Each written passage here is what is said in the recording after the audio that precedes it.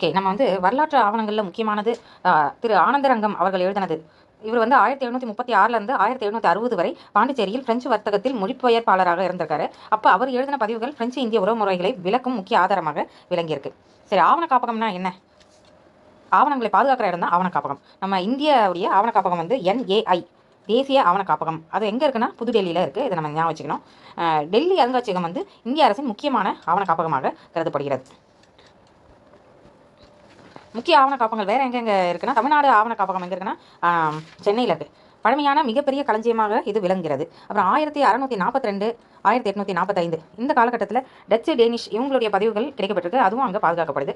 1917 சென்னை நாட்குறிப்பு பதிவுகள் டாட்வெல் அவர்களால் எழுதப்பட்டது. இதுவும் அருங்காட்சியகத்தில் பாதுகாக்கப்படுது. இந்திய கட்டடக்கலை சான்றுகள், புனித பிரான்சிஸ் ஆலயம், இதெல்லாம் நம்ம கட்டடக்கலை சான்றுகளாக எடுத்துக்கலாம். செயின்ட் பிரான்சிஸ் சர்ச், அது கொச்சியில் இருக்க புனித லூயிஸ் கோட்டை, பாண்டிச்சேரியில் இருக்க செயின்ட் ஜார்ஜ் கோட்டை, சென்னையில் இருக்க இந்தியா கேட், குடியரசுத் தலைவர் மாளிகை, டெல்லி, இதெல்லாம் இந்திய கட்டடக்கலை சான்றுகளாக அறியப்படுகிறது. இந்திய தேசிய அருங்காட்சியகம் 1949 நிறுவப்பட்டது. இந்திய நாணய வரலாறுன்னு பார்த்தோம்னா, நவீன நாணயங்கள் 1862 ஆங்கில ஆட்சியில் தான் முதல் நாணயம் வெளியிடப்பட்டது. மன்னர் 7ஆம் எட்வர்ட் அவர்கள் வந்து அவருடைய உருவம் பதிக்கப்பட்ட நாணயத்தை வெளியிட்டனர். 1935 ரிசர்வ் வங்கிங்கிறது நிறுவப்பட்டது. கவர்மெண்ட் ஆஃப் இந்தியா ஆக்ட் 1935 படி ரிசர்வ் பேங்க் ஆஃப் இந்தியா வந்து நிறுவப்பட்டது. 1938 மன்னர் 6ஆம் ஜார்ஜ் அவர்களுடைய உருவம் கொண்ட முதல் 5 ரூபாய் நோட்டு வந்து அச்சடிக்கப்பட்டது. ஐரோப்பா இந்திய வர்த்தக தொடர்பு பார்த்தோன்னா 1453 துருக்கியர்கள் கான்ஸ்டான்டினோபிளை கைப்பற்றினர். ஒட்டமன் துருக்கியர்கள்.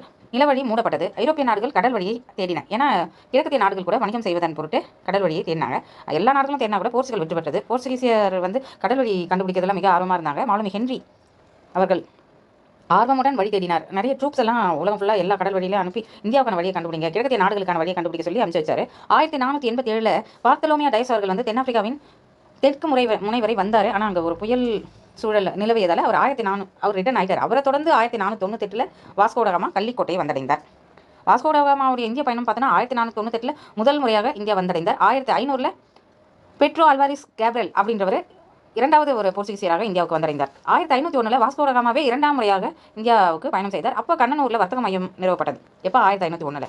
அதனைத் தொடர்ந்து 1524 3ஆம் முறை வாஸ்கோடகாமா இந்திய பயணம் மேற்கொண்ட போது கொச்சியிலேயே காலமானார். அல்மைடா, இப்போ வந்து நம்ம போர்ச்சுகீசிய ஆளுநர்கள் குறிப்பிடத்தக்கவர்கள் யார் யாருன்னு பார்த்தோன்னா, அல்மைடா அவர்கள் 1505 1509 வரை போர்ச்சுகீசிய இந்தியா பகுதியிலிருந்து போர்ச்சுகீசிய கவர்னராக செயல்பட்டார். அவரை தொடர்ந்து அல்புகர்க் என்றவர் 1509 1515 வரை 2வது ஆளுநராக திகழ்ந்தார்.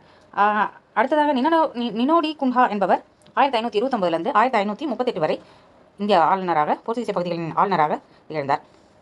அல்புகர்க் வந்து 1509 1515 வரை, அல்மைடா 1505 1509 வரை.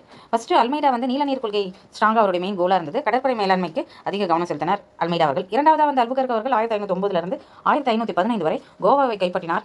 இந்திய பெண்களுடன் போர்ச்சுகீசிய ஆண்களுக்கு திருமணம் செய்து கொள்ளுமாறு ஊக்குவித்தார். போர்ச்சுகீசிய விரிவாக்கம் நினோ டி குன்ஹா அவர்கள் காலத்தில் கோவா தலைநகரமாகவே மாறியது. பஸ்ஸின், டையூ, டாமன், சால்செட் இந்த பகுதிகளெல்லாம் போர்ச்சுகீசியர்கள் கைப்பற்றியது நினோ டி குன்ஹா அவர் காலத்தில் தான்.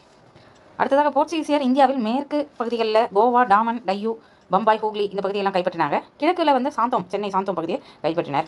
இந்தியாவுக்கு புகையிலை அறிமுகம் செய்தவர்